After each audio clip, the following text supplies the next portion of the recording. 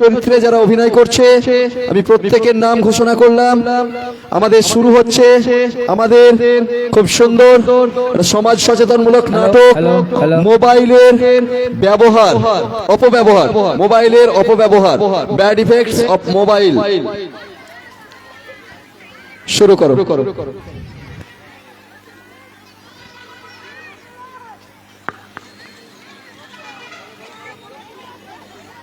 Hello hello hello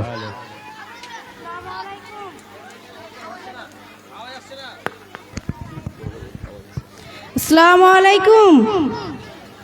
এই তুই জানিস আমাদের গ্রামে সে রেহেনা ছিল না, ওর ছেলের কালকে বিয়ে হলো, কিন্তু আমাদেরকে বলেনি। আমাদেরও কোনো অনুষ্ঠান হবে তখন আমরাও বলবো না। তুই ঠিক বলেছিস, ওরা ওইরকম, হ্যালো ওদের কথা বাদ দে। আম্মা আম্মা কি হলো বাড়িরা?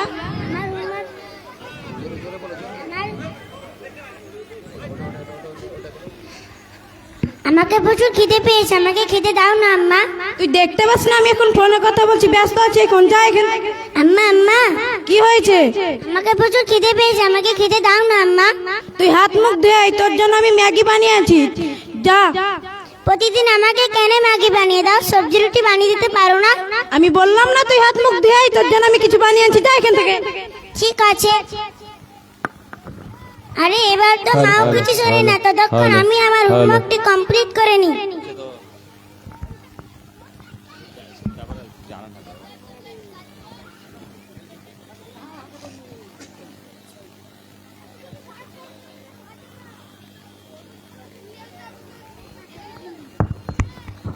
আরে এটা তো অনেক কঠিন, আমি খাজিয়া দিকে গিয়ে বলি, দিদি দিদি আমার হোমওয়ার্কটি হেল্প করে দাও না। আমার হোমওয়ার্কটি হেল্প করে দাও না, এটা খুব কঠিন। আমার হোমওয়ার্কটি হেল্প করে দাও না, এটা খুব কঠিন। হ্যালো হ্যালো দিদি দিদি দিদি দিদি কি হলো বাড়িরা? আমার হোমওয়ার্কটি হেল্প করে দাও না। দাঁড়াও, আমি তোমাকে পরে ফোন করছি। তুই দেখতে পাস না আমি ফোনে কথা বলছি? আমার হোমওয়ার্কটি হেল্প করে দাও না, এটা খুব কঠিন। আমি এখন ব্যস্ত, যা খাদিজা দিদির কাছে গিয়ে বল।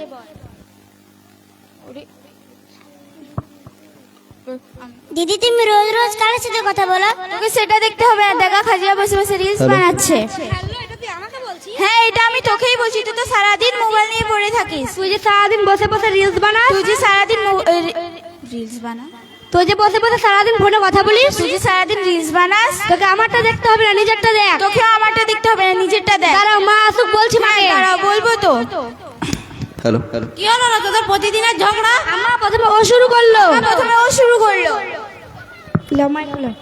ও যে সারাদিন বসে বসে ফোনে কথা বলে, তুমি কিছু বলতে পারো না? তুই যে সারাদিন বসে বসে রিলস বানাই, তুমি কিছু বলতে পারো না? তোরা সারাদিন খালি মোবাইল চালাচ্ছি, তোদের পড়াশোনা নেই। তুমি আমাদেরকে তুমি আমাদেরকে কি বলছো? তুমিও তো সারাদিন আত্মীয়দের সঙ্গে কথা বলো। হ্যাঁ, এই তো রান্নাও করেনি ফোনের জন্য। চুপ কর, তোরা দুজনে দেখছি খুব বদমাশ হয়ে গেছে। আমার মুখের পর কথা দে, তোদের ফোন দে, দে তোদের ফোন দে। বাড়িরা কি হলো? খাদিজা ডাক্তার সিমনিকে ফোন করতো। বাড়িরা হ্যালো, আসসালামু আলাইকুম। ডাক্তার বাড়িরা ডাক্তার সিমনি আল্লাহ, কি হলো আমার মেয়ে? দেখছেন?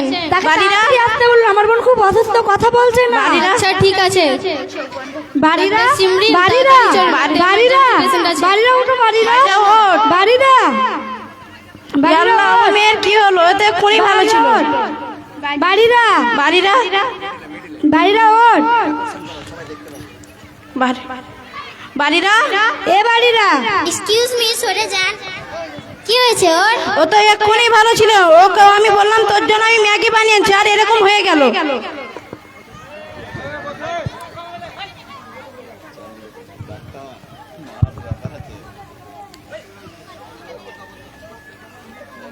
আরে এর তো বিপি লো আছে, তুমি এক কাজ করো, এক গ্লাস পানি আনো।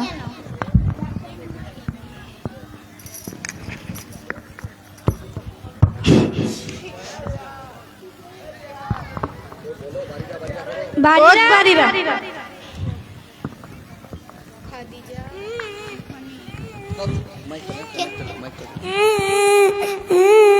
কেন না বাড়িরা, কি হয়েছে? তুমি সকাল থেকে কিছু খাওনি? না। কেন? আমি যখন স্কুল থেকে আসি আমার বাড়ির সবাই ফোনে ব্যস্ত থাকে। মাকে কিছু জিজ্ঞাসা করলে বা খেতে চাইলে মা সব সময় আত্মীয়দের সঙ্গে ব্যস্ত থাকে। দিদিদের জিজ্ঞাসা করলে এক দিদি রিলস বানায় আর এক দিদি ফোনে কথা বলতে ব্যস্ত থাকে। কেউ আমাকে বাড়িতে সময় দেয় না। তুমি কেন না বাড়িরা বাড়ির আম্মা? এটা কি শুনছি? ম্যাগি ম্যাগি আর ম্যাগি। আপনি কি জানেন না জাঙ্ক ফুড শরীরের পক্ষে খারাপ আর এটির জন্য শরীর খারাপ হয়? হ্যাঁ ডাক্তার, এইসব আমারই দোষ। ফোনের জন্য আমি মেয়েদের মনোযোগ হারিয়েছি। ফোন ভালো জিনিস, কিন্তু আপনি যদি সেটার সঠিক ব্যবহার করতে পারেন তবেই। যেমন ঘরে বসে অনলাইন ক্লাস, এডুকেশন কন্টেন্ট এবং ইসলামিক ভিডিও দেখতে পারেন আর জ্ঞান অর্জন করতে পারেন। আপনি আমাকেও দেখুন, আমিও তো ফোন ব্যবহার করি কিন্তু সঠিকভাবে। হ্যাঁ ডাক্তার, আজ থেকে কোনো দরকার ছাড়াই আমি ফোন ব্যবহার করব না। আপনার দুটো মেয়েকেও ফোন দিয়েছেন? সরি আম্মা। আমি দুটো ওষুধ লিখে দিচ্ছি। আচ্ছা।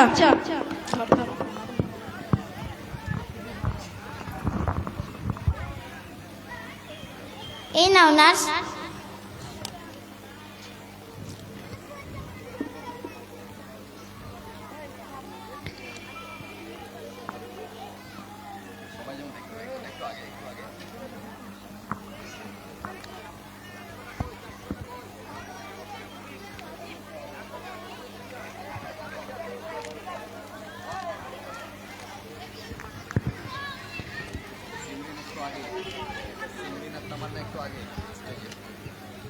একটা সকালে একটা রাত্রে খাবে। আচ্ছা চলো বাড়ি আমরা আসি এখন। ঠিক আছে, চলো আজ আমি তোমাদের জন্য ভালো রান্না করি। আপনারা দেখলেন একাই বাড়িতে আমরা মোবাইলের জন্য কত আলাদা হয়ে গিয়েছিলাম। আপনাদের ঘরেও কি এরকম হয়?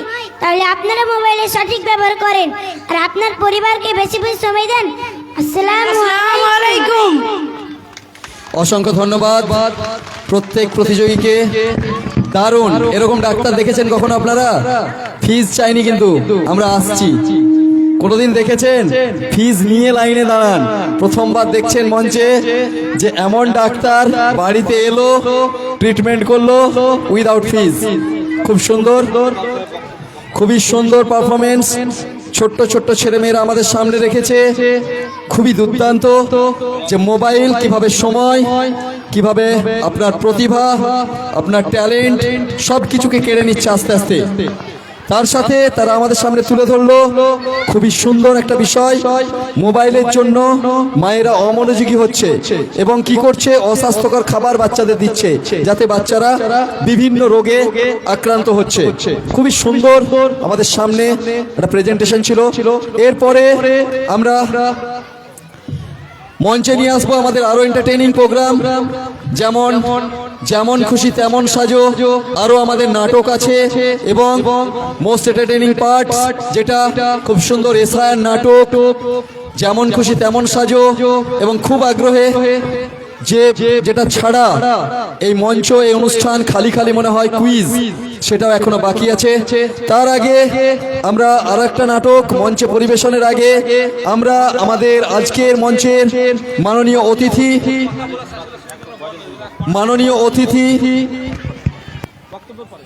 ভেলিয়ান গ্রামের মাননীয় ইমাম আব্দুল তব সাহেবকে আমরা এই মঞ্চে বরণ করে নেব এবং ওনাকে আমরা কিছু মূল্যবান আজকের এই পরিপ্রেক্ষিতে শিক্ষা কতটা প্রয়োজনীয় এবং আমরা সে একই টপিকে ফিরে আসবো যে আমরা কেন আমরা আমাদের বাচ্চাদেরকে এরকম ইলম শিক্ষা পাশাপাশি দিন এবং দুনিয়ার শিক্ষা দুটোই কেন দেব, সেটা সেই বিষয়ে কিছু মূল্যবান কথার জন্য ওনাকে আমরা অনুরোধ করব ওনার কিছু মূল্যবান কথা আমাদের সঙ্গে শেয়ার করার জন্য। আমরা আমাদের মাননীয় অতিথি ভেলিয়ান গ্রামের মসজিদের ইমাম মাননীয় আব্দুল তব সাহেবকে বরণ করে নিচ্ছেন। আমাদের আল আলিয়া মিশনের ম্যানেজিং ডিরেক্টর, আমাদের আল আলিয়া মিশনের মাননীয় শিক্ষক, আরবিক ল্যাঙ্গুয়েজ শিক্ষক আসগার আলী মহাশয়। একটা জোরে হাততালি দিয়ে ওনাকে আমরা বরণ করে নেব। জোরে হাততালি হবে। আমরা বরণ করে নিলাম, একটু জোরে হাততালি। আমাদের মাননীয় অতিথি আমরা মঞ্চে এরপরে আমরা কুইজ এবং আরেকটি নাটক আছে, তারপরে যেমন খুশি তেমন সাজো, আরো বেশ কিছু এন্টারটেইনিং প্রোগ্রাম, সেগুলো পরপর আমরা মঞ্চে নিয়ে আসবো ইনশাআল্লাহ। আমরা মাননীয় আমাদের অতিথিকে আজকে কিছু বক্তব্য রাখার জন্য অনুরোধ করছি, খুব সংক্ষেপে।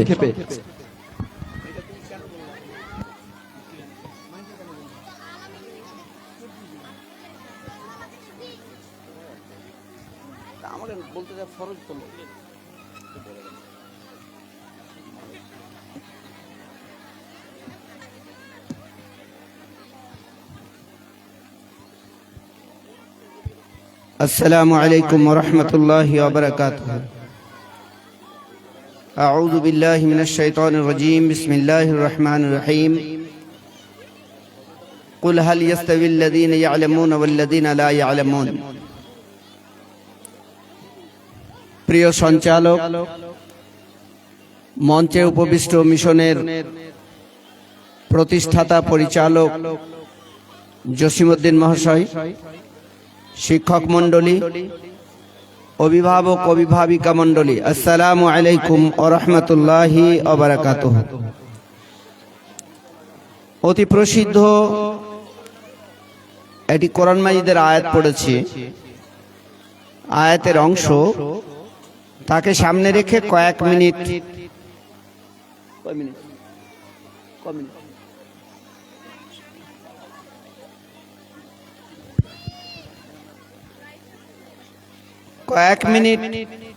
আপনাদের সামনে শিক্ষা সংক্রান্ত কিছু কথা বলার চেষ্টা করব।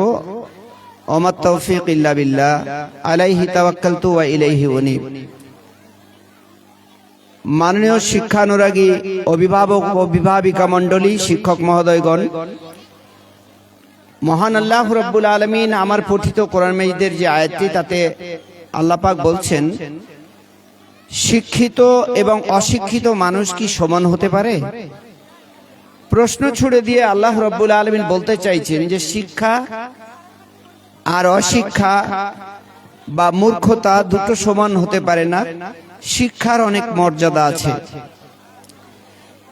এটা আল্লাহ রাব্বুল আলামিনের কথা। এ কথা আপনারা বিশ্বাস করেন মনে প্রাণে বলেই আপনাদের ছেলে মেয়েদের, যাদেরকে রেখে আমরা দুনিয়া থেকে চলে যাব, আমরা আজকে যারা অভিভাবক বা বড় হয়ে আছি, যারা আজকে ছোট কচি সন্তান, তারা একদিন এই এলাকায় থাকবে, আমরা সবাই দুনিয়া ছেড়ে চলে যাব। সেই জন্য শিক্ষার গুরুত্বের কথা বলতে গিয়ে আল্লাহ রাব্বুল আলামিন এ কথা বলছেন। শিক্ষার গুরুত্বের কথা নতুন করে বলা প্রয়োজন নেই, যেহেতু আপনারা শিক্ষার গুরুত্বের কথা ভেবেই আপনাদের ছেলে মেয়েদেরকে অনেক পয়সা খরচ করে ভালো মিশনে ভর্তি করেছেন এবং তাদেরকে লেখাপড়া করাচ্ছেন, কষ্টের উপার্জিত পয়সা আপনারা খরচ করছেন। আপনাদেরকে সাধুবাদ জানাচ্ছি, ধন্যবাদ জানাচ্ছি আপনাদের এই সঠিক সিদ্ধান্তের জন্য। কিন্তু কোনোদিন কি লক্ষ্য করেছেন, দুনিয়াতে যত সৃষ্টি সবকিছু যেমন শিক্ষার বদৌলতে, ঠিক তেমনি দুনিয়াতে যত অপসংস্কৃতি, অশান্তি, অনিয়ম, অরাজকতা, তার পেছনেও কিন্তু শিক্ষা কাজ করছে। আজকে শিক্ষা নিয়ে গোটা দেশ জুড়ে, গোটা রাজ্য জুড়ে যত রকমের অন্যায় শিক্ষিত মানুষদের দ্বারা হতে আমরা লক্ষ্য করি। কোনোদিনই বৃদ্ধাশ্রমে আব্বা মাকে কোনো অশিক্ষিত মানুষ রেখেছে বলে জানা যায় না। কিন্তু আজকে এই সভ্য সমাজে 2025 সালের 21 শতাব্দীতে এসেও এত শিক্ষার ছড়াছড়ি, তারপরেও আমাদের দেশে, আমাদের রাজ্যে বৃদ্ধাশ্রম চলে এবং সেখানে তারা, যারা তাদের আব্বা মাকে রাখে, তারা সবাই শিক্ষিত মানুষ। ঠিক তেমনি শিক্ষিত মানুষদের শিক্ষা শেষে প্রতিষ্ঠা পাবে, যোগ্যতা পাবে, তাদের সঠিক মূল্যায়ন হবে। সেক্ষেত্রেও আমরা দুর্নীতি যদি দেখি তাহলে দেখব যে শিক্ষিত মানুষগুলো নিয়োগ পায় না, অশিক্ষিত, অল্প শিক্ষিত বা 2 নম্বরি করে ঘুষ দিয়ে তারা প্রতিষ্ঠিত হয় বা চাকরি পায়। এর মূলে যারা থাকে পেছনে তারাও শিক্ষিত।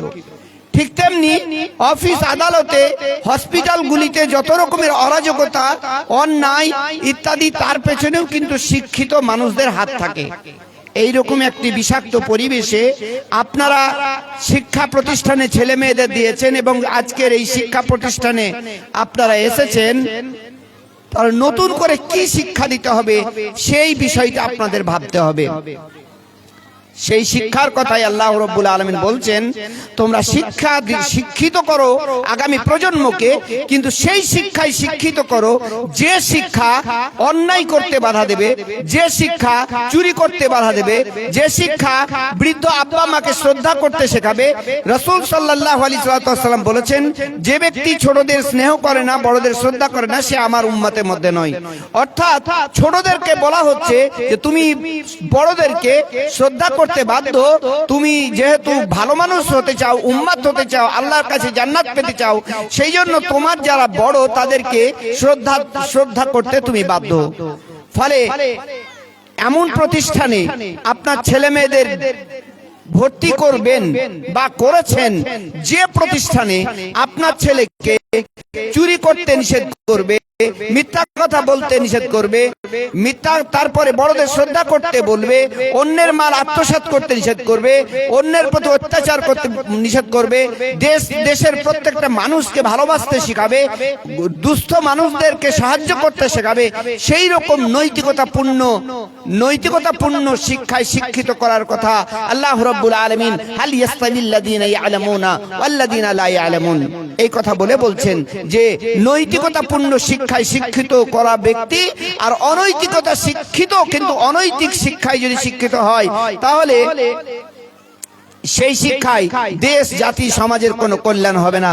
এইরকম পরিস্থিতিতে আপনারা যে প্রতিষ্ঠানে আপনাদের ছেলে মেয়েদের ভর্তি করেছেন সেই প্রতিষ্ঠানটিকে টিকিয়ে রাখতে গেলে যে সমস্ত বাধার সম্মুখীন প্রতিষ্ঠানগুলি হয় সেটা হচ্ছে শিক্ষকগুলো সঠিক সময়ে সঠিক মর্যাদা পায় না। আজকে একজন লেবার সে ধান কাটে ডেলি 600 টাকা করে পায়, আর একজন শিক্ষা প্রতিষ্ঠানে শিক্ষিত ব্যক্তি গোটা মাস খেটে 5000-6000 টাকা পায়। ফলে শিক্ষার প্রতি মানুষের উৎসাহ কমে যাচ্ছে। এই প্রতিষ্ঠান আর সরকার পরিচালিত প্রতিষ্ঠানগুলিতে অশিক্ষা বা মূর্খ তৈরির কারখানায় পরিণত হয়েছে। বিল্ডিং আছে, শিক্ষক নাই, শিক্ষক আছে, পড়া নাই, পড়া আছে, নৈতিকতা নাই। সেই শিক্ষাগুলি, বিদ্যালয়গুলি মূর্খ তৈরির কারখানায় পরিণত হয়েছে। এই রকম সংকটকালে আলিয়া মিশনের মতো আদর্শ প্রতিষ্ঠানে আপনারা আপনাদের ছেলে মেয়েদের যে ভর্তি করেছেন এটা সঠিক সিদ্ধান্ত হয়েছে। এই রকম শিক্ষা প্রতিষ্ঠান বিশেষ করে আলিয়া মিশনে যেমন আধুনিক শিক্ষা বাংলা, ইংরেজি, অঙ্ক, ভূগোল, বিজ্ঞানের পড়ানো হয় গুরুত্ব দিয়ে, ঠিক তেমনি নৈতিক শিক্ষা, বড়দের প্রতি কিভাবে শ্রদ্ধা করবে, আব্বা মার প্রতি শ্রদ্ধা কি করে করবে, সত্য পথে কিভাবে চলবে, অন্যের প্রতি সহযোগিতার হাত কিভাবে বাড়াবে, এই নৈতিক শিক্ষার সংমিশ্রণে এই প্রতিষ্ঠান যেহেতু চলে, সেই জন্য আপনাদেরকে সাধুবাদ জানাচ্ছি যে এইরকম একটা মূল্যবান প্রতিষ্ঠানে আপনি আপনার ছেলে মেয়েদের ভর্তি করেছেন। আগামী সেশনে আপনি এই প্রতিষ্ঠানকে বাঁচিয়ে রাখার জন্য যেমন সঠিক সন্তান আপনি দেবেন, আপনাকে সে দেওয়ার জন্য আমি পরামর্শ দেব। ঠিক তেমনি এই প্রতিষ্ঠান চালাতে গিয়ে যে সমস্ত বাধা, সঠিক সময় ফিস দেওয়া এবং কাঙ্ক্ষিত ফিস দেওয়া এবং শিক্ষিত মানুষদেরকে যথার্থ তাদের সাম্মানিক দেওয়া, এভাবে যদি আপনারা এগিয়ে চলেন তাহলে যেমন এরকম প্রতিষ্ঠান বেঁচে থাকবে, ঠিক তেমনি আপনার সন্তান, আগামী প্রজন্ম তারা নৈতিক শিক্ষা ও আধুনিক শিক্ষায় সুশিক্ষিত হয়ে দেশ ও জাতির কল্যাণ বয়ে আনবে। আপনার সন্তান আদর্শ সন্তান হিসেবে দেশ ও জাতির কাজে লাগবে এবং এই সন্তান আপনাকে জান্নাত পাওয়ার সহায়ক হবে। সেই জন্য আলিয়া মিশনের মতো প্রতিষ্ঠানে আপনি আপনার আগামী সেশনে আরো বেশি বেশি করে আপনাদের সন্তানদের ভর্তি করার অনুরোধ জানিয়ে পরামর্শ দিয়ে আমার সংক্ষিপ্ত কথা এখানে শেষ করছি। আসসালামু আলাইকুম ওয়া রাহমাতুল্লাহি ওয়া বারাকাতুহু। অসংখ্য ধন্যবাদ আমাদের মাননীয় অতিথি আব্দুল তওয়াব মহাশয়কে। এরপরে আমরা পেয়েছি আমাদের আরেকজন মাননীয় অতিথি, উনি সাবলদা হাই স্কুলের হিস্ট্রি টিচার, ইতিহাসের শিক্ষক মাননীয় আলমগীর শেখ মহাশয়কে আমরা মঞ্চে পেয়েছি। ওনাকে বরণ করে নিচ্ছেন আমাদের আল আলিয়া মিশনের ম্যানেজিং ডিরেক্টর তথা ওনার মোহাম্মদ জসিমউদ্দিন মহাশয়। আমাদের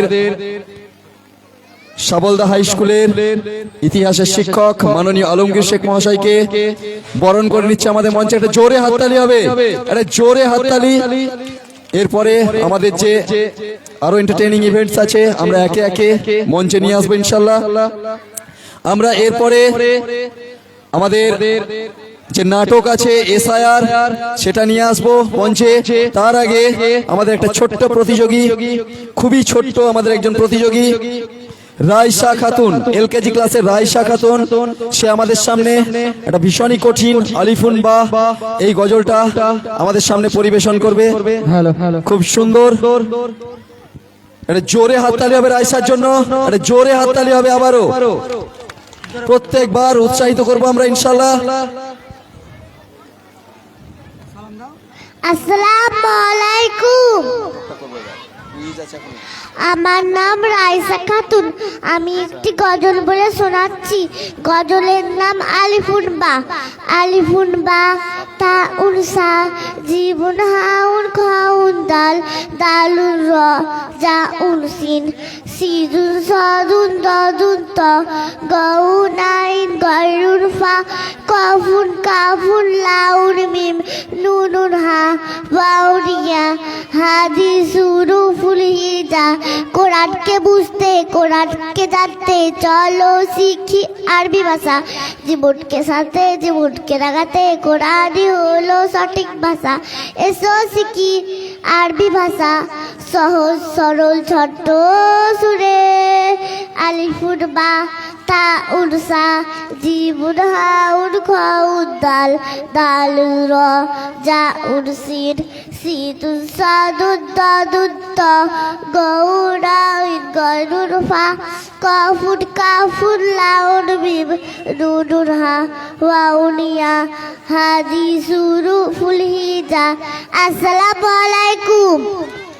অসংখ্য ধন্যবাদ আমাদের ছোট্ট প্রতিযোগী রাইসা খাতুনকে খুব সুন্দর গজল পরিবেশন করার জন্য। এরপরে আমরা মঞ্চে নিয়ে আসব আমাদের আরেকটি সুন্দর নাটক। তার আগে আমরা আমাদের আল আলিয়া মিশনের ম্যানেজিং ডিরেক্টর মোহাম্মদ জসিমউদ্দিন মহাশয়কে আমরা মঞ্চে 2 মিনিটের জন্য, ওনার স্কুল আল আলিয়া মিশন 2012 থেকে প্রতিষ্ঠিত। সেই আল আলিয়া মিশন কিভাবে আপনাদের গ্রামে আপনাদের এলাকায় কিভাবে শিক্ষার আলো ছড়িয়ে যাচ্ছে এবং কি পরিকাঠামো গত বছর থেকে এবছর কি আরো উন্নত করেছে এবং কিভাবে এখানে পঠন পাঠন দেওয়া হয়, এই বিষয়ে বিস্তারিত বলার জন্য, মাত্র সংক্ষেপে বলার জন্য আমরা মঞ্চে ডেকে নিচ্ছি আমাদের আল আলিয়া মিশনের মাননীয় ম্যানেজিং ডিরেক্টর তথা ওনার মাননীয় মোহাম্মদ জসিমউদ্দিন মহাশয়কে।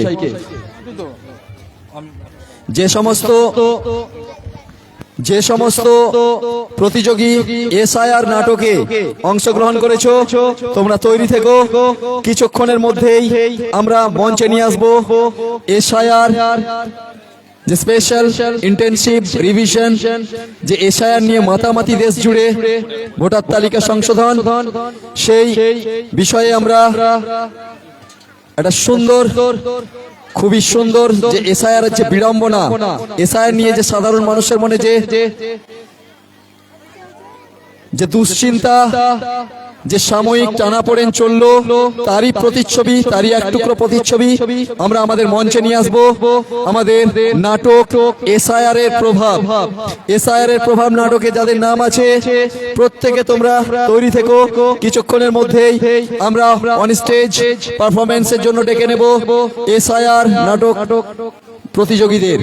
এসআইআর এর প্রভাব এই নাটকের প্রতিযোগীদের আমরা খুব শিগগিরই মঞ্চে ডেকে নেব। আমাদের সামনে এখন বক্তব্য রাখছেন আমাদের আল আলিয়া মিশনের ম্যানেজিং ডিরেক্টর তথা ওনার মোহাম্মদ জসিমউদ্দিন মহাশয়।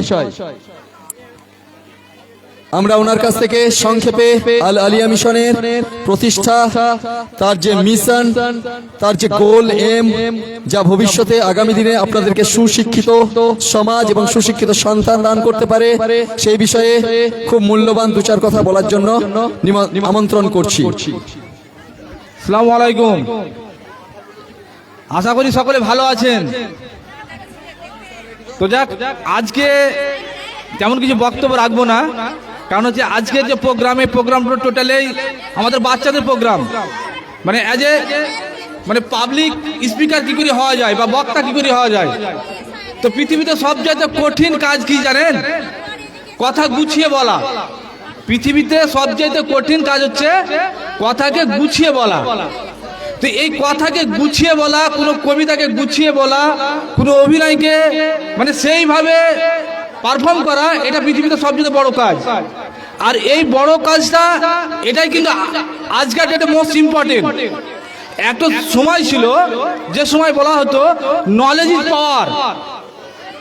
আজকে বলছে নলেজ উইদাউট স্কিল, স্কিল ছাড়া নলেজ ভ্যালুলেস।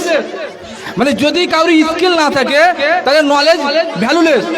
কিছুখানিক আগে আমাদের মুস্তানি ম্যাডাম বলছিল যে 8-9-এ পড়া ছেলে, মাধ্যমিক পাস করা ছেলে, 11-12-এ পড়া ছেলে, অথচ এসআইআর এর ফর্ম বা একটা কোনো ফর্ম ফিল আপ করতে যায় না বা একটা দরখাস্ত লিখতে যায় না।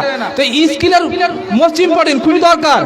তো সেই জায়গাতে আমরা যে বাচ্চারা যে প্রোগ্রাম করছে, এটা আপনারা মনে করবেন না যে কোনো ছেলে লেখাপড়াতে খুব ভালো নয়, কিন্তু দেখেন তার পারফর্ম বা তার কথা বলার যে ধরন, এটা কিন্তু একটা মারাত্মক স্কিল।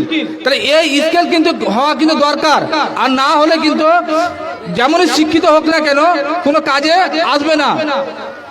তো আমরা দেখেছি যে আজকের ছেলে এবং মেয়েরা যে স্টেজে পারফর্ম করছে, এতে ম্যাক্সিমাম গার্জেনের বিশাল বড় একটা অবদান আছে।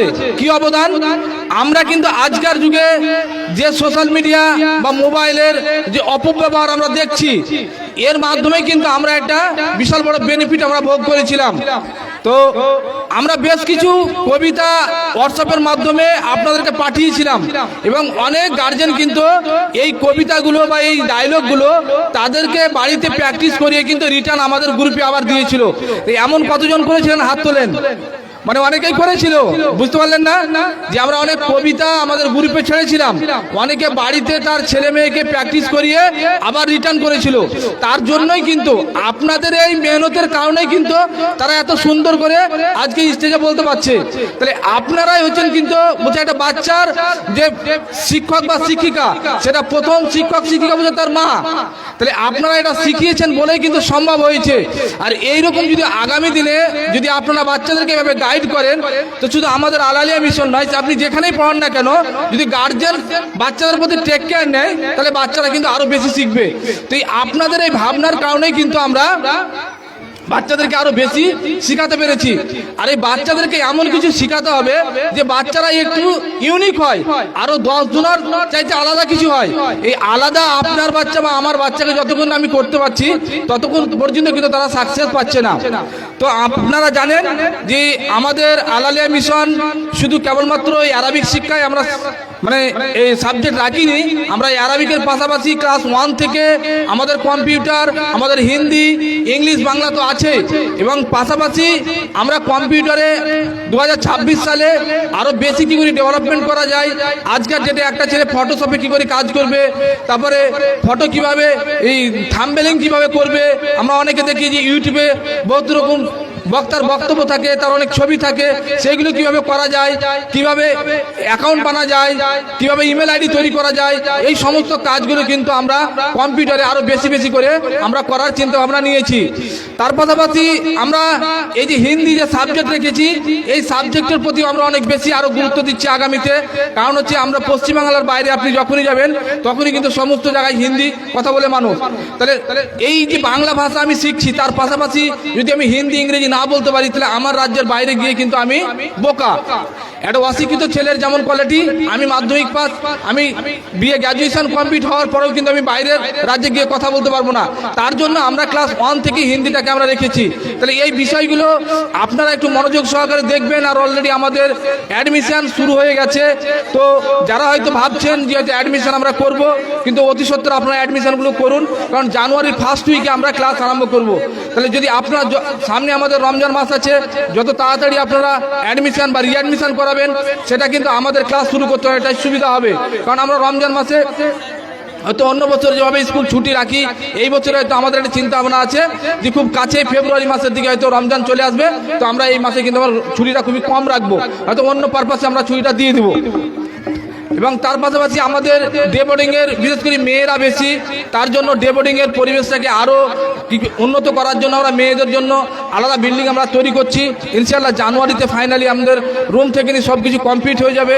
তাহলে মেয়েদেরও থাকার আলাদা আমরা ব্যবস্থা করছি, খাস করে ডে বোর্ডিংয়ের জন্য। তো আজকে যেহেতু বাচ্চাদের প্রোগ্রাম, তাই আমি বিশেষ কিছু বলছি না। তো আপনারা দুটো জিনিস মাথায় রাখবেন যে একটা স্কুল চালার জন্য একটা ফিজের একটা ব্যাপার থাকে। আমাদের এতগুলো টিচার, আমাদের ভ্যানওয়ালা, এতে প্রত্যেকের আমাদের মানে একটা ফিনান্সের ব্যাপার আছে, অর্থের ব্যাপার আছে। তো আপনাদের অনেকের হয়তো মান্থলি যে ফিসগুলো আছে, আমি আপনাদের প্রত্যেকে রিকোয়েস্ট করব যে ওগুলোও কাইন্ডলি আপনারা জমা করবেন। কারণ আপনাদের বাচ্চাগুলোকে পড়ার জন্য টিচাররা সকালবেলায় নানান সমস্যা থাকার, বাড়িতে সমস্যা থাকে, তারপরেও এসে আপনার বাচ্চাকে বা আমার বাচ্চাকে তারা নিজ দায়িত্বে লেখাপড়া করায়। এবং তারা যদি সঠিক সময় তাদের ফিসটা যদি না পায়, তাহলে তাদের কিন্তু ওই বাচ্চাকে পড়ার কিন্তু সেই মানসিকতা তৈরি হবে না। তো আপনারা ইমিডিয়েট আপনাদের ফিসগুলো এই ডিসেম্বর মাসের মধ্যে আপনারা কমপ্লিট করবে। তো এই বলে আমি আজকের এই আলোচনা এখানে বক্তব্য শেষ করছি। আসসালামু আলাইকুম। অসংখ্য ধন্যবাদ আমাদের ম্যানেজিং ডিরেক্টর আল আলিয়া মিশনের। উনি অনেক মূল্যবান বক্তব্য আমাদের সামনে উপস্থাপন করেছেন। এরপরেই আমরা সময়ের দিকে লক্ষ্য রেখে কথা না বাড়িয়ে চলে যাচ্ছি আমাদের পরবর্তী ইভেন্ট। একটা সুন্দর সমাজ সচেতনমূলক একটা দারুণ নাটক এসআইআর এর প্রভাব। এসআইআর এর প্রভাবে যারা অংশগ্রহণ করেছে তাদের নাম আমি অ্যানাউন্স করছি। তোমরা প্রত্যেকে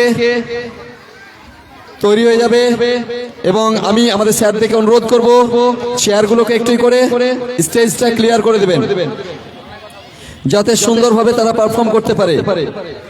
প্রত্যেক প্রতিযোগীকে বলছি, এরপরে আমাদের আরো এন্টারটেইনিং ইভেন্টস, যেমন খুশি তেমন সাজো এবং পুরস্কার বিতরণী।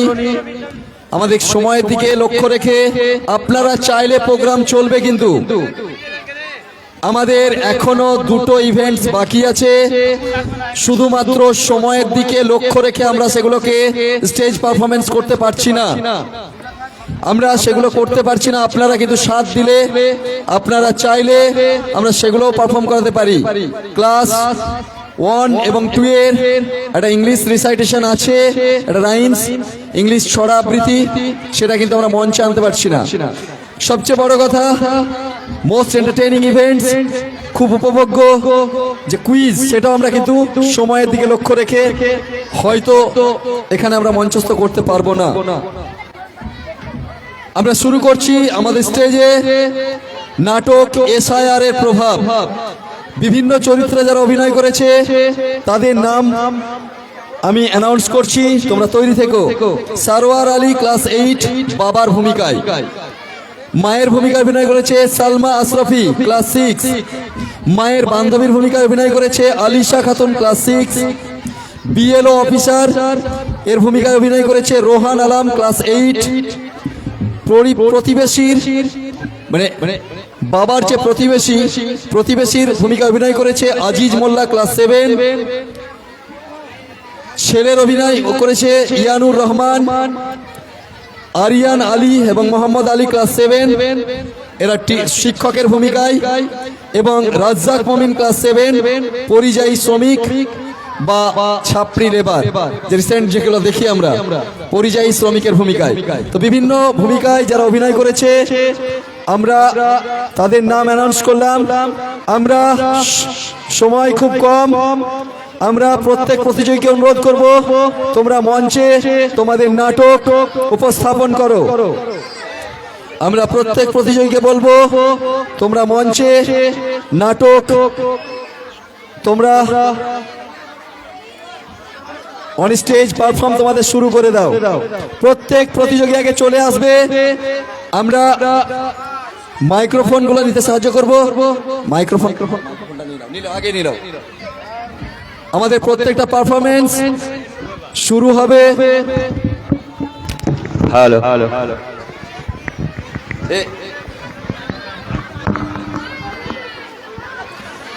শুরু হচ্ছে নাটক এসআইআর এর প্রভাব।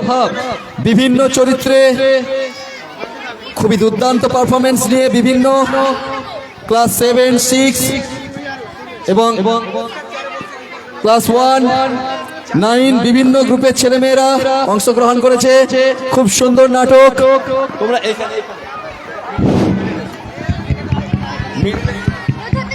আমরা প্রতিযোগীদের বলবো যারা ছোট ছোট তোমরা বসে যাও, সামনে বসে যাও, প্লিজ বসে যাও। একটু দূরে বসো, দেখতে পাবে, দূরে বসো, দেখতে পাবে।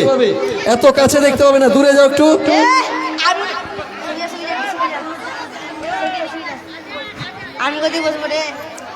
আচ্ছা, আজানের জন্য একটু বিরতি। আমরা শুরু করব নাটক এসআইআর এর প্রভাব। মাইক্রোফোন সবারই কমপ্লিট। মায়ের ভূমিকায় তো তুমি আছো সবাই। হ্যালো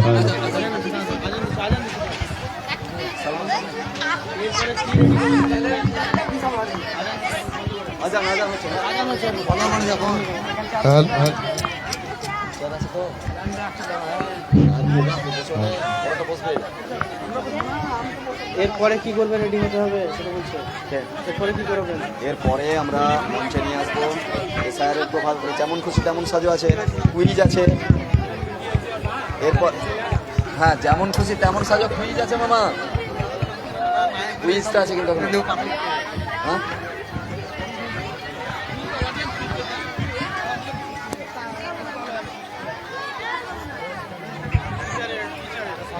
হ্যাঁ আমি এখন চারটা নিয়েছি, যখন আরো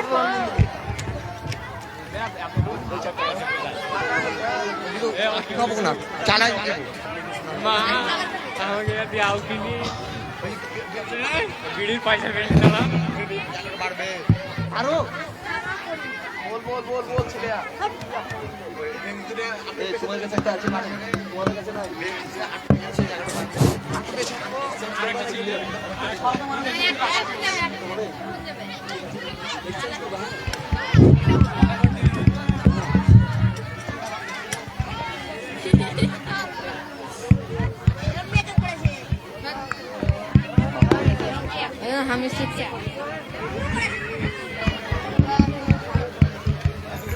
আপনাদের সামনে শুরু হচ্ছে নাটক এসআইআর এর প্রভাব।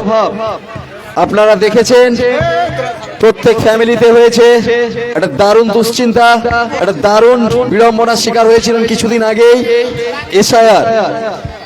এসআইআর এর পুরো নাম স্পেশাল ইন্টেন্সিভ রিভিশন, নিবিড় একটা ভোটার তালিকা সংশোধন। খুবই সুন্দরভাবে সেই ছোট্ট বিষয়টা নিয়ে অনেক বিড়ম্বনার মধ্যে আমাদের দিন কেটেছে, অনেক দুশ্চিন্তার মধ্যে কেটেছে। তারই একটা ছোট্ট চিত্র আমাদের সামনে তুলে ধরছে যে একটা সাধারণ মানুষের জীবনে এসআইআর কি প্রভাব ফেলেছিল এবং একটা সাধারণ মানুষ এসআইআর কে কিভাবে দেখেছে। সামনে যারা প্রতিযোগী তোমরা বসে, সামনে যে সমস্ত স্টুডেন্ট আছো তোমরা বসে যাও। একটু পেছনে ম্যাম দেখে বলো, ম্যাম একটু পেছনে বসে দেওয়ার চেষ্টা করুন। যারা মোবাইলে ছবি তুলছো তোমরা বসেও হবে, একটু দূর থেকে হবে। আমরা শুরু করছি নাটক এসআইআর। প্রত্যেক প্রতিযোগীকে মঞ্চে আসার জন্য অনুরোধ করছি। তোমরা তোমাদের ক্যারেক্টার প্লে করো। চলে এসো। কি হলো? সময় কম, চলে এসো। সময় নষ্ট না, চলে এসো।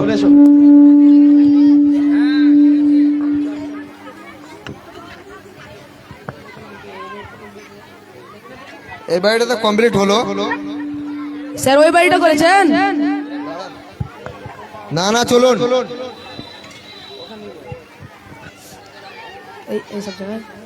ওই গো চাচা বাড়িতে আছো? কে গো এই দিন দুপুরে চলে এলছো? বিয়েলো গো, বিয়েলো স্যার এসেছে, স্যার ফর্ম ফিল আপ করতে, তাড়াতাড়ি দরজাটা হলো। কে ভাই তোমরা দিন দুপুরে চলে এলছো আমাকে বিরক্ত করতে? আমি এক্ষুনি খেটে এলাম, আমি খেটে এসে এবার খাবো, তা তোমরা ওই খাবার তো দেবে নাকি? আরে না না, আপনি ভুল করছেন। আমরা কোনো চোর ডাকাত নয়, আমি একজন বিওলার অফিসার। এ মা উ আবার কি বলছো গো? বিয়ে হলো বিদার বা কি? বাপে জন্মে তো শুনিয়ে নি, ঘর দিবে না বাড়ি দিবে? খালি শুধু শুধু আসবার করবা। আপনারা ঘর বাড়ি সবই পাবেন। আমরা ইলেকশন কমিশন থেকে এসেছি এসআইআর করার জন্য।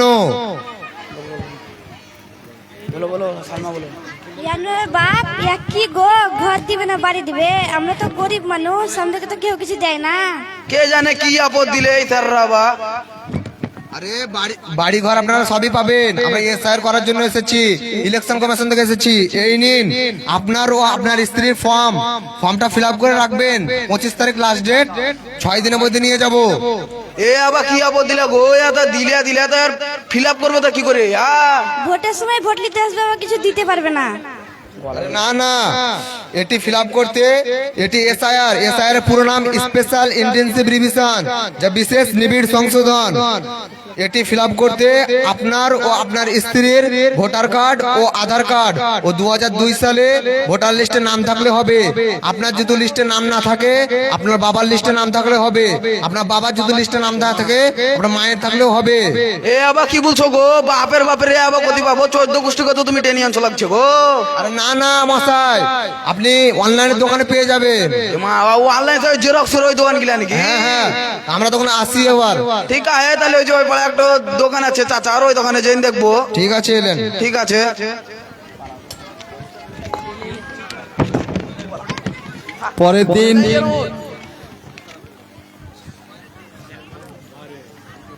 পরের দিন এসআইআর নিয়ে যে বিড়ম্বনা, সেটা আপনারা দেখতে চলেছেন। পরের দিন কি হচ্ছে খুব অধীর আগ্রহে দেখবেন। এসআইআর এর ফর্ম তো পেলো, কি দুশ্চিন্তা, কি বুকের কাঁপন। দেশ থাকবো তো নাকি বাংলাদেশ, দেশে থাকতে পারবো তো নাকি বাংলাদেশ, এই যে দুশ্চিন্তা, এর মধ্যে একটা রাত কেটে গেল।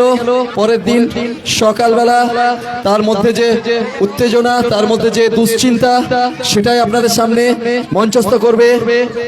প্রত্যেক প্রতিযোগীকে বলবো একটু স্পিড। এই রাজা বহিন, তোর কত বিড়ি বাঁধা হলো? ওর 500 বিড়ি বাঁধা হচ্ছে, এখনো 500 করতে হবে। কালকের মধ্যে 1000 বিড়ি জমা দিতে হবে। জানিস বহিন, কাল আমাদের ওতে একটা লোক এলছিল, একটা ফর্ম দিন গেল, বলে যে এটাকে ফিল আপ করতে হবে, এটা না করিয়ে তাহলে হচ্ছে বাংলাদেশ পাঠিয়ে দিবে। হ্যাঁ বহিন, আমাদের বাড়িতেও দিয়েছিল, আমাকেও ফিল আপ করতে হবে, না ফিল আপ করলে বাংলাদেশ চলে যাব।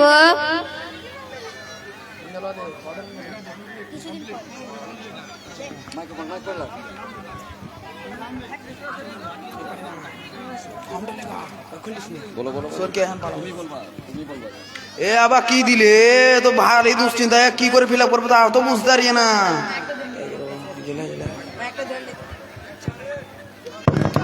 ঠিক আছে, তাহলে কালকে তোরা ভোরে বেরেন যাস নলাটি স্টেশনে, আমি চলে যাবো নিয়ে। এ ভাই শুনো শুনো শুনো,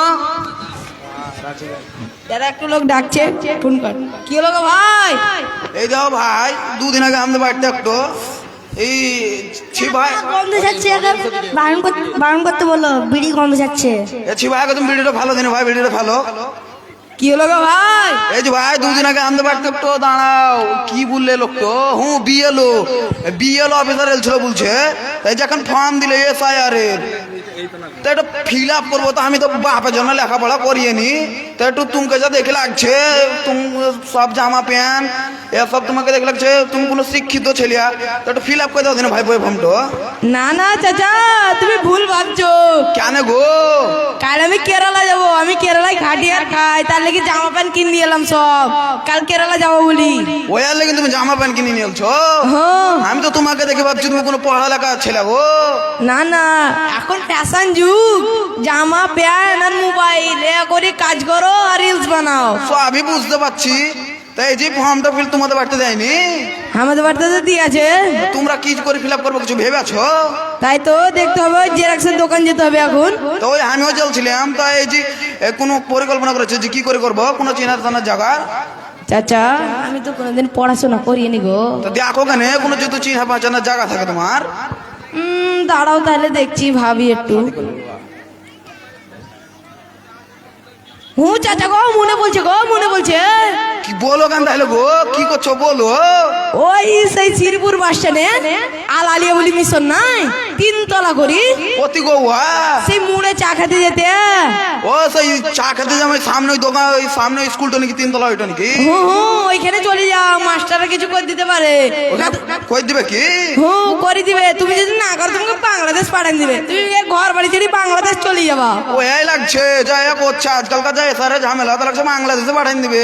দেখি মিশনে যাই, কিছু হইলে হবে, না হলে বাংলাদেশে পাঠান দিবে। ঠিক আছে তাহলে ভাই, ঠিক আছে তাহলে আমি আসছি। ঠিক আছে, ফোন লেগা ফোন লেগা। স্যার আসবো? স্যার এই যে 2 দিন আগে আমাদের বাড়িতে একটা অফিসার এলছিল এলো বলি, তাও ওই স্যার দেখেন একটা ফর্ম দিলে এসআইআর এর, বাপের জন্মে লেখাপড়া করিনি, ফর্মটা যে কি করে ফিল আপ করবো তা কিছু বুঝতে পারি না, একটু ফিল আপ করে দেন দিনি। কয়দিন? বসুন বসুন, ওখানে বসুন। ঠিক আছে স্যার। দেখুন তো স্যার। ও আপনারা বলছেন, আমি ফিল আপ করছি। ও এসআই এর ফর্ম দেখি। হ্যাঁ, আপনার আধার কার্ডটা দিন, আধার কার্ড, ভোটার কার্ড। আধার কার্ড আর ভোটার কার্ড? হ্যাঁ এই যে স্যার এটা আধার কার্ড, হ্যাঁ, কই দিন ভোটার কার্ডটা দিন। আর এটা ভোটার কার্ড। হ্যাঁ, আর আপনার 2002 সালের ভোটার লিস্টটা দিন। ওই 2002 সালের ওটা? হ্যাঁ, দাঁড়ান দেখছি। এমা কত কাগজ কিছু বুঝতে পারি না তো, হয়রান হয়ে গেলাম। কই দিন দিন, আমি খুঁজে নিচ্ছি। দেখেন দিন একটু কোনটো। কই দেখুন তো স্যার। এতগুলি কাগজ দেখি। হ্যাঁ স্যার, পেয়েছিলেন এসআই রে।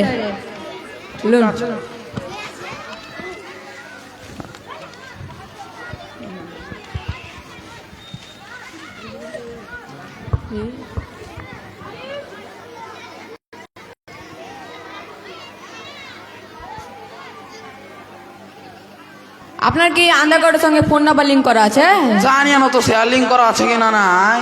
তাহলে আপনার মোবাইল নাম্বারটা বলুন। লেন তাহলে 95 95 23 23 05 05 280 280।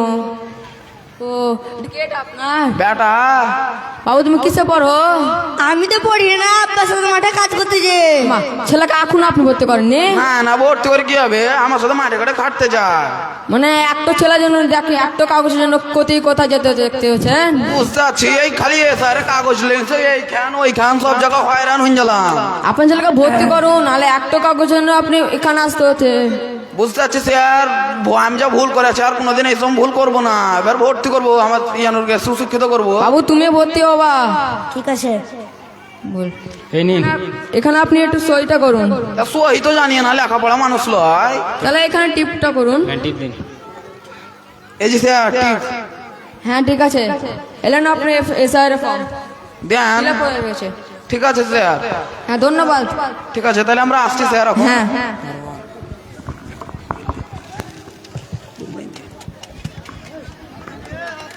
আরে জোরে হাততালি হবে। আপনারা দেখলেন তো আমি পড়ালেখা না করে অথবা আমার ছেলেকে পড়ালেখা না করিয়ে কত অসুবিধায় পড়েছি।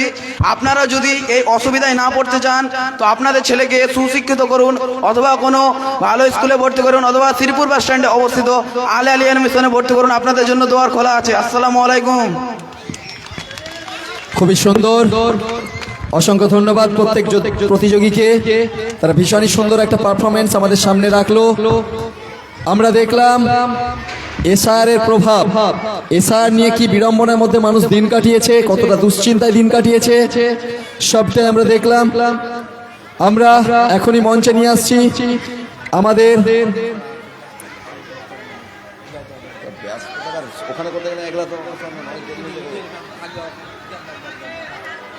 যেমন খুশি